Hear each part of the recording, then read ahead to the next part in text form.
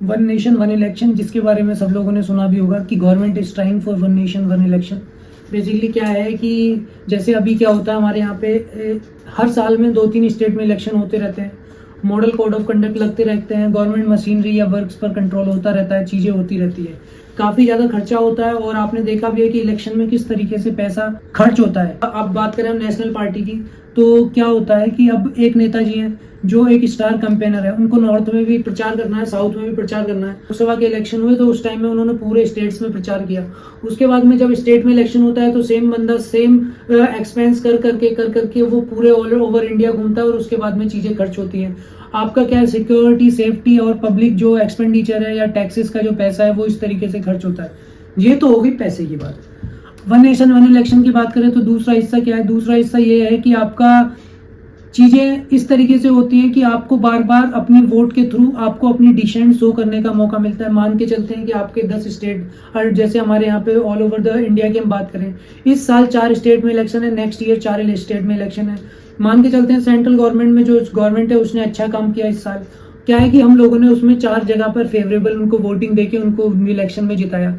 उसके अलावा जब नेक्स्ट ईयर इलेक्शन होने वाले थे उससे पहले कुछ चीज़ें हुई और क्या है कि पब्लिक की जो उनके खिलाफ में क्या है सेंटीमेंट जा रहा था, तो उन्होंने क्या है डिसेंट के थ्रू शो किया और उसका क्या है कि वो नेक्स्ट ईयर जो अदर स्टेट में इलेक्शन होने वाले थे वहां पर उनको हरा दिया। तो ये एक मौका भी देता है आपको कि आप अपनी डिसेंट को बार बार शो कर सकते हैं। इससे क्या है कि जो गवर्नमेंट्स हैं, जो हेड ऑफ इंस्टीट्यूशंस हैं, जो आज के टाइम में जो मिनिस्ट्रीज में बैठे हुए लोग हैं, जो पार्लियामेंट में बैठे हुए लोग हैं, उनको क्या है कि अपने आप में सुधार करने का भी मौका मिलता है और लोगों को भी अपनी डिसेंट शो करने का मौका मिलता है। अब हम बात करते हैं कि अब हम वन नेशन वन इलेक्शन की बात क्यों कर रहे हैं। जो सरकार 129 कॉन्स्टिट्यूशन अमेंडमेंट बिल लेके आने वाली है पार्लियामेंट में, जिसके बारे में आप लोगों ने या नहीं सुना है तो आपको पता चल जाएगा आने वाले टाइम में, इसमें जो है कि आपका संविधान संशोधन बिल आने वाला है। जिसको क्या है कि जो वन नेशन वन इलेक्शन की जो हम बात करें, ये जो हाई लेवल कमेटी है जिसको हेड किया जा रहा है, जो हमारे जो फॉर्मर प्रेसिडेंट ऑफ इंडिया थे रामनाथ कोविंद जी, उनकी अध्यक्षता में इस कमेटी को लीड किया जा रहा है, जो ये रिकमेंड करने के लिए कि बेसिकली क्या इसके बेनिफिट्स हैं, क्या नेगेटिव्स हैं और किस तरीके से ये पॉसिबल होगा। क्योंकि इसमें काफ़ी ज़्यादा अड़चन है। मान के चलिए कि आपके आज हमारे यहाँ पे एक स्टेट है, वहाँ पे इलेक्शन हुए और क्या है कि वो सारे इलेक्शन सिंक्रोनाइज हैं, सबके इलेक्शन एक साथ हुए। जैसा हम जानते हैं कि 1980s के दौर तक क्या होता था, one nation one election type की ही चीज़ें होती थी, स्टेट्स के और सेंटर के इलेक्शन सेम होते थे। मगर क्या हुआ कि अगर कोई किसी स्टेट गवर्नमेंट में सरकार पहले गिर गई, टाइम से पहले वहाँ पे सरकार को वहाँ पे पतन हो गया, तो उस केस में क्या है कि इलेक्शन अर्ली कराने पड़ते थे। और उस केस में क्या है कि ये one nation one election change होते होते क्या हुआ कि अब इतना ज़्यादा चेंज हो चुका है कि वो all over country every year क्या होता है कि कहीं ना कहीं इलेक्शन होते रहते हैं और every year approx 50 to 60 days model code of conduct लगा रहता है, जिससे क्या है कि गवर्नमेंट का जो वर्किंग है वो भी काफ़ी ज़्यादा डिस्टर्ब होती है। तो फिलहाल ये है कि भाई आपका इसको हाई लेवल कमेटी के द्वारा हेड किया जा रहा है, वो रिकमेंड करेगी किस तरीके से ये पॉसिबल होगा। इन केस अगर स्टेट में या सेंट्रल में गवर्नमेंट का अर्ली क्या हो गया कि डिसोल्यूशन हो गया या गिर गई वो सरकार, तो उस केस में किस तरीके से चीज़ें आगे बढ़ेंगी, क्या स्टेट में प्रेसिडेंट रूल लगाया जाएगा तब तक के लिए। इस तरीके से तो चीज़ें इनडायरेक्टली सेंट्रल के कंट्रोल में चली जाएंगी और स्टेट को जानबूझकर इस तरीके की चीज़ें सामने आएंगी कि वहाँ पे अर्ली इलेक्शन होने हैं या किसी तरीके से कुछ MLAs को खरीदा गया, कुछ हुआ और वहाँ पे सरकार गिरा दी गई। तो इस तरीके की भी चीज़ें हैं। बाकी देखिए किस तरीके से पॉसिबल होगा ये तो। और इसके अलावा हम बात करें कि जो ये संविधान संशोधन बिल है जो हमारे क्या है कि 3 और 172 को अमेंड करेगा और 82A उसके क्या है कि संविधान में ऐड करेगा। इस तरीके से चीज़ें आगे बढ़ेंगी। बाकी देखिए इसको संविधान संशोधन बिल को पास करने के लिए 2/3 ऑफ मेजोरिटी चाहिए, जिसको हम बोलते हैं स्पेशल मेजोरिटी। और उसके अलावा क्या है कि हाफ ऑफ द स्टेट्स जो हमारे हैं, more than half of the states का रेक्टिफिकेशन उसके लिए चाहिए कि उनके द्वारा इसको क्या है कि रेक्टिफाई किया जाए। इसके पॉजिटिव की बात करें, जैसा हम बात कर रहे थे, कॉस्ट सेविंग है। इसके अलावा क्या है, पब्लिक मशीनरी का जो मिसयूज होता है वो नहीं होगा। इसके अलावा क्या है कि जो स्टेट गवर्नमेंट की मैन पावर है उस पर जो बर्डन है वो रिड्यूस होगा। इसके अलावा हम बात करें जो इकोनॉमिक ग्रोथ है उसका डिविडेंड मिलना स्टार्ट होगा, या उसको क्या है कि इकोनॉमिक ग्रोथ अच्छी होगी। नेगेटिव्स की बात कर लें तो जैसा अभी हम बोल रहे थे कि भाई हम इसमें क्या होगा कि आपका क्या जो पब्लिक को डिसेंट का शो करने का मौका मिलता है वो कम हो जाएगा।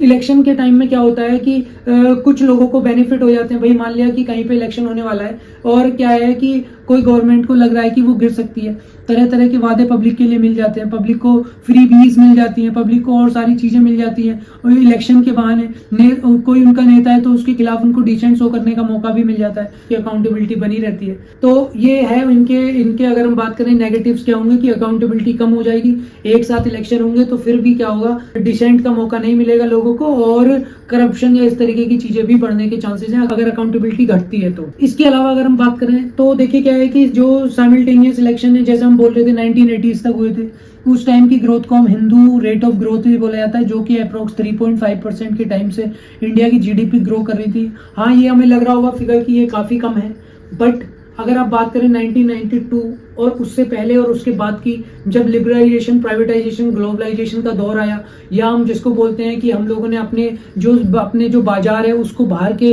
वर्ल्ड के लिए खोला, उससे पहले हम एक क्लोज्ड इकोनॉमी थे, हम एक इंपोर्ट डिपेंडेंट इकोनॉमी थे, हम बाहर की एफडीआई को, बाहर की जो कंपनीज है उनको अपने यहाँ पे इतनी जल्दी अलाउ नहीं करते थे, और बाकी लेबर लॉज काफी स्ट्रिंजेंट थे। तो उस टाइम की ग्रोथ को और आज की ग्रोथ को कंपेयर करें तो 3.5% growth was very good, impressive growth, rate of growth was that. तो उस केस में क्या था, और काफी इंडिया वॉर या इस तरीके की चीजों में भी लिप्त था, तो उस टाइम में क्या ग्रोथ भी अच्छी थी। देखिए दोनों चीजें हैं, पॉजिटिव है, नेगेटिव है, बाकी देखना यह है कि किस तरीके से ये चीजें इंप्लीमेंट होती हैं। हाफ ऑफ द स्टेट की जरूरत है, जो गवर्नमेंट इस वक्त मेजोरिटी में है वो more than half of the state में भी मेजोरिटी में है। बट ये है कि आपको क्या है कि राज्यसभा में भी 2/3 ऑफ द मेजोरिटी चाहिए, जो कि अभी गवर्नमेंट के पास में नहीं है। बाकी आने वाला टाइम में देखते हैं कि किस तरीके से चीजें होती हैं, क्या क्या चीजें होती हैं, किस तरीके से इंप्लीमेंट होता है। काफी इसमें हर्डल्स हैं, किस तरीके से चीजें रिजॉल्व होती हैं, जो अर्ली इलेक्शन के केस में, अर्ली डिसोल्यूशन के केस में। अब क्या है कि अकाउंटेबिलिटी का जिस तरीके से हम पॉइंट उठा रहे हैं उसकी उस केस में अकाउंटेबिलिटी अगर घटती है तो करप्शन के भी चांसेस बढ़ जाते हैं। तो इस तरीके की चीजें हैं। बाकी देखिए ये है कि अगर हम बात करते हैं कि आपका क्या है कि एक साथ इलेक्शन, तो अगर हम स्टेट और सेंटर के इलेक्शन एक साथ करा भी दे तो भी जो पंचायत या म्यूनसिपैलिटी के इलेक्शन है वो तो हमें फिर भी कराने पड़ेंगे, वो भी अलग से कराने पड़ेंगे। और ये इतना पॉसिबल नहीं होगा कि आप पंचायत के इलेक्शन, आप म्यूनसिपैलिटी के इलेक्शन, आप स्टेट के इलेक्शन, आप सेंटर के इलेक्शन, सारे इलेक्शन एक साथ करा दें। तो हम जो मैन पावर की बात कर रहे हैं या हम जो हम इलेक्शन एक्सपेंसेस की बात कर रहे हैं कि वो घट जाएगा, तो वो भी इतना अभी ईजी नहीं है कि वो घट ही जाएगा। तो बाकी के इलेक्शन तो हमें कराने पड़ेंगे। हाँ, बट ये है कि हाँ उससे मॉडल कोड ऑफ कंडक्ट या ये चीजें नहीं प्रभावित होंगी। तो चीजें हैं, बट देखते हैं कि अब किस तरीके से चीजें होती हैं। और इस वीडियो को हमारा बनाने का मोटिव भी यही था कि भाई इसके दोनों पॉजिटिव साइड और नेगेटिव साइड आपको बताई जाए। जैसे हम बात करें कि हम यूएसए या अदर जो डेवलप कंट्रीज हैं उनमें बात करें तो 1 टाइम इलेक्शन होता है, उसके बाद में गवर्नमेंट 5 साल 4 साल जो उसका टाइम पीरियड है उतने टाइम के लिए रन करती है, फिर इलेक्शन होता है। तो इस तरीके से चीजें हैं।